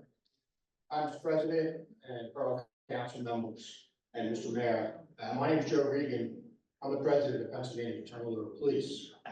We came here tonight because Jenkintown officers are members of our organization. We represent 40,000 active and retired members in Pennsylvania, law enforcement officers. You're talking about 10 miles, but you have to multiply that too. They're family members. You know, they're working police officers that have families, benefits. It all comes at a cost. But the reason I also wanted to speak was because I have a similar scenario that I would ask you to look at that happened on the other side of the county. I'm retired from Lower Merion Township. I was a police officer there for 28 years and I was the president of the FOP for 4 terms. We had an issue in Narberth Borough. The council members from Narberth Borough brought this up, a very, very similar situation. And they brought it before the public, they brought it before the residents. And what I'm hearing tonight is what we heard about 16 years ago in Narberth. People in the community, they sort of blend with their police officers. It's a small community, but that's why people came to Jenkintown. It was the same story in Narberth. The people came there for the school district, they came there for the library, and they came there for the police department to have their own police department. And in the end, the community did reach out, and I would encourage the residents to continue. You want to keep your police departments up in the community, no matter what we did in the FOP then. And we had contract negotiations going on, and there's a process, there's a collective bargaining process. It's fair, it's been fair since 1968. Okay, there's things that can be worked out, and we work things out in Mark. But I would talk to the folks from Mark. The president of the Borough Council at the time was Representative Mary Jo Daly. And we like to say to each other now, because we have a lot of interaction in Harrisburg, but we came a long way.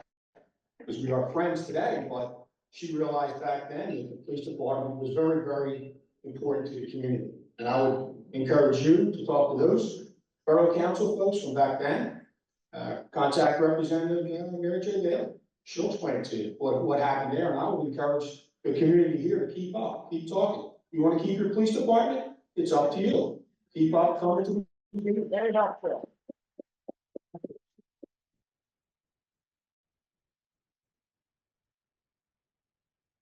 Ann Gerhard, 667 Willow Street.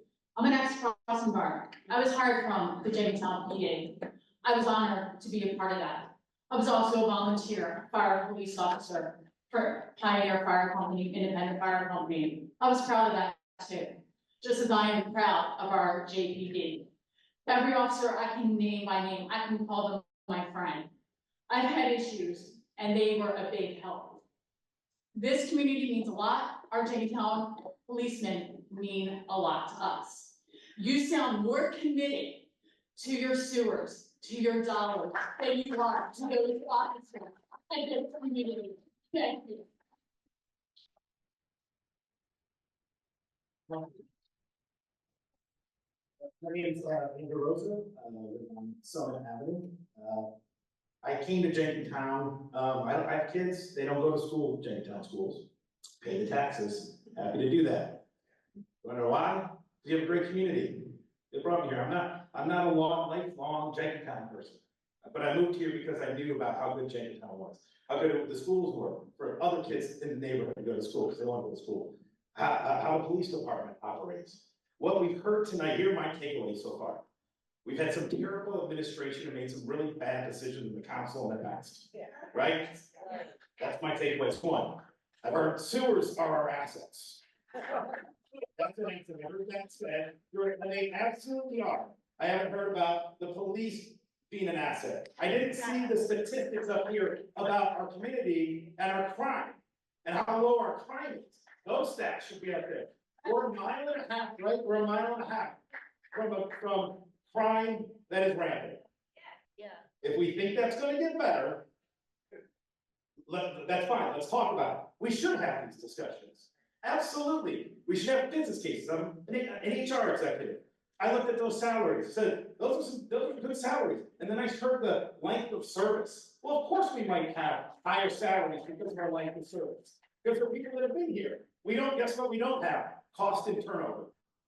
Cost and turnover, cost and retraining, cost and getting new officers on board. So I just think we need to have a really good business debate around what's happening. Then we have to take and see all the numbers, make a good business case together with all of you, with everybody in this room. But the cost benefit of this, we have to be smart about this. It's bigger than just dollars and cents. That's why everybody's here. That's why I'm here. And that's why I'll be here at all the other meetings. Thank you.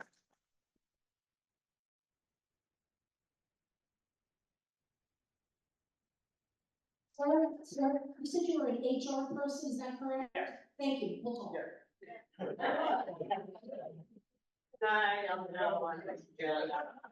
sorry about that. I think, sorry, can everyone hear me? Thank you. Ruth Gilio. Am I correct that all of y'all sitting here, including you as mayor, are all of our elected officials? Yes. Okay, so what I'm not hearing, I think a lot of the anger and contention that you're hearing tonight is the fact that y'all aren't listening to what your constituents want. And we want to the town police. And I feel like that what I'm hearing is that y'all are already in the process, whether y'all had on the book talks with Abington or whatever, that y'all kind of made y'all's decision. I mean, okay, are y'all here to fight for what we want? Yeah. I'm sorry, I'm not trying to come across anger or whatever, but I feel very passionately about this. My kids grew up here. I tripped into Jenkintown. And it was the most amazing day of my life. My kids got the best education they could get. If my son got into stuff, he was treated respectfully by the police. They all watched my daughter grow up working at Bella's, grow into an adult and now a mother.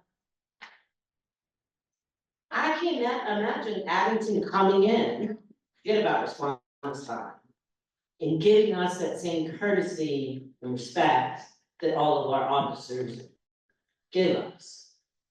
Now, that's all.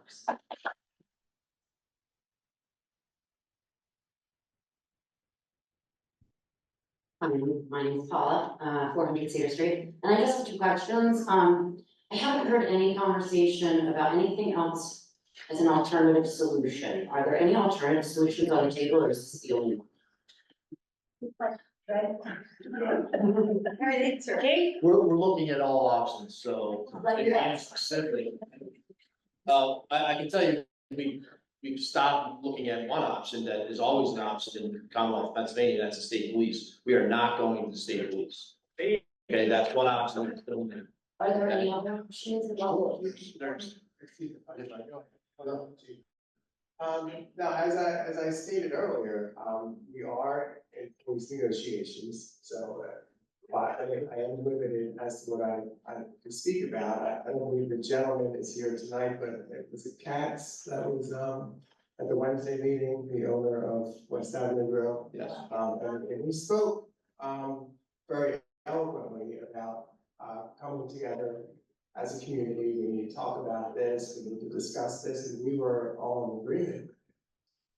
So when you talk about doing something as a community, everybody has to be involved, and that includes the Jenkintown Police Department. We all have to come together, and we all have to find a solution, all of us. Well, I completely agree with that, but my question is more, are there other cost saving measures that are possible to kind of add into the conversation and throw into the table that don't take away our police force? That means so much to our community.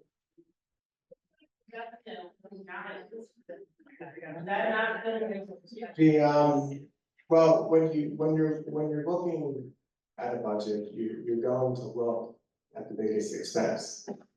And we were looking at a $2.5 million expenditure. And then, as you know, it's more than 50% of the budget. I think it should probably be around 45%, 47%. That I think that's what we need to be. But again, when you look at something like that, you're gonna look at your biggest expense. And then if you wanna match that kind of savings, then we gotta cut a lot of things. And we're not interested. Sure, but the whole conversation is the police, and that seems to be, you know, things impacting our entire community. But we can move on to my question, but a second, we'll lose my time. In the slideshow, I saw that there was, I think it was the last slide sort of mentioned the emergency management and fire and police, and the conversation was, this is a holistic look. Are those pieces on the table for cut also? If it's a holistic look, if it's a big picture look, are those next on the table also? Thank you. You're welcome.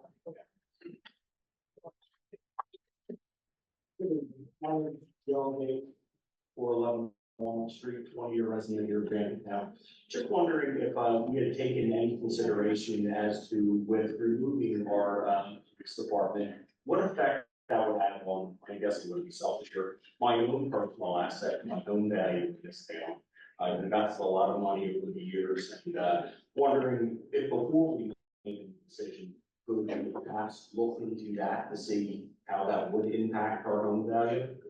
Would that be something that we Yes, I think that would be a very smart thing to do. Yeah, because, you know, I understand that we're trying to cut costs and times are tough, I get that, but again, I would hate to see my value of the property I put in for a very long time here in this town, thinking that the town would be able to sustain itself and, you know, move forward. I would really hate to see that take a step backwards, you know. I would like to find some type of resolution that, you know, wouldn't affect the assets that I have. Thank you. Thank you.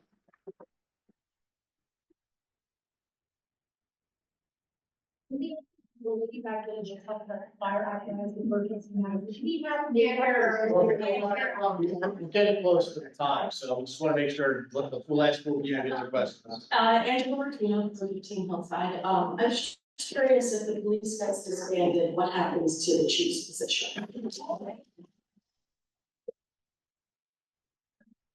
It goes with the police department. It goes with the police department. So you get off, feel. Okay, all right, thank you.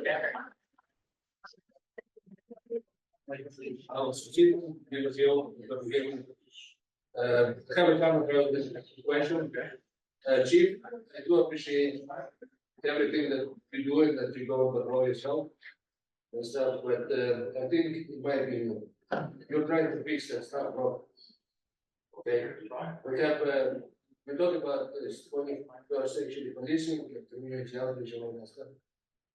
I think we already have all that. Yeah. No one has a bad word to say about the Jenkintown Police Department. There's no brutality conveyance. There's no conveyance of any kind. Check. Fine. Okay, so if you're trying to improve something, I don't think this is good. At the expense of disbanding this police. So, in my personal opinion, I think your approach is wrong. Your intention is wonderful. There's no question about it. But I think you're taking the wrong. That's it.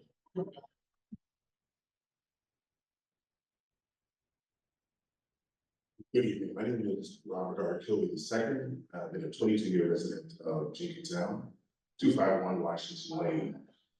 Been listening to the conversation today, and I understand that there's 50% of the budget is the police force, but I also heard that that should only be 47%, which tells me there's only a 3% difference we need to worry about. And if that's the case, we can take an approach from rich dad, poor dad. Instead of cutting things, expand and increase the amount of money we bring in. We may bring in a new business, such as a giant that may come in and give us more revenue. We may want more business coming in the area.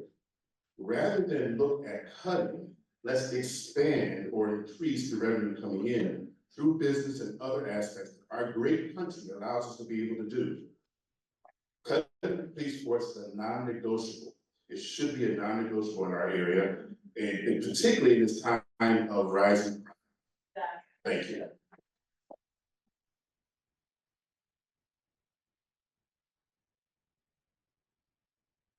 Mr. Roberts.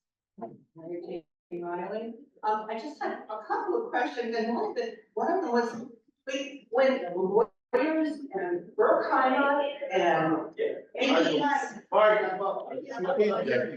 lawyers and idiots and Berkheimer lose us all this money, we just roll over? I mean, don't people have malpractice insurance? And I mean, you guys have insurance when it's going up.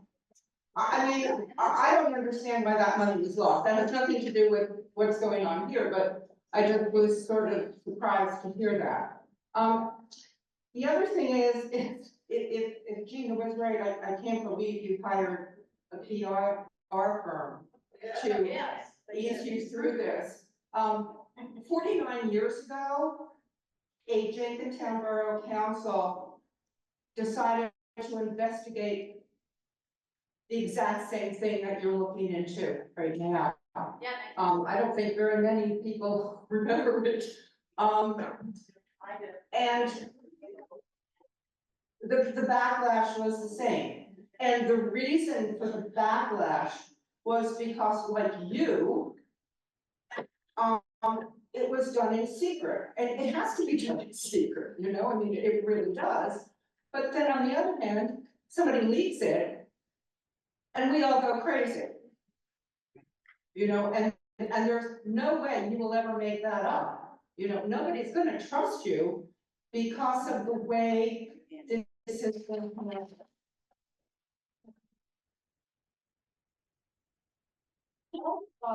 49 years ago were amazing. I was elected to Borough Council at 26. Okay, now that's weird enough, but I was the first woman ever elected to Borough Council. Changes just happen, and you know, there's so many questions that you can't answer ever. You know, at this point, and I question why, when people ask you questions as a council, that someone else is answering those questions. Thank you.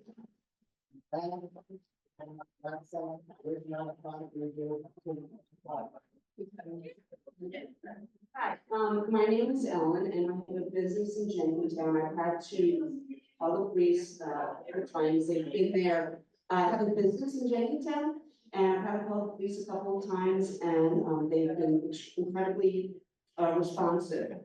My statement here is, I think you guys are missing the big point. I live in Cheltenham, and Cheltenham has problems. Abington has problems. We're all close to Philadelphia, but Jenkintown doesn't seem to have problems. You're trying to fix something that's not broken, and I feel like there are definitely ways that other money can be cut out, as well as really considering how much revenue can be brought in from the giant. So, and you know, businesses may be dissuaded from moving into this area, as well as homeowners. I think you're really missing a really big thing here.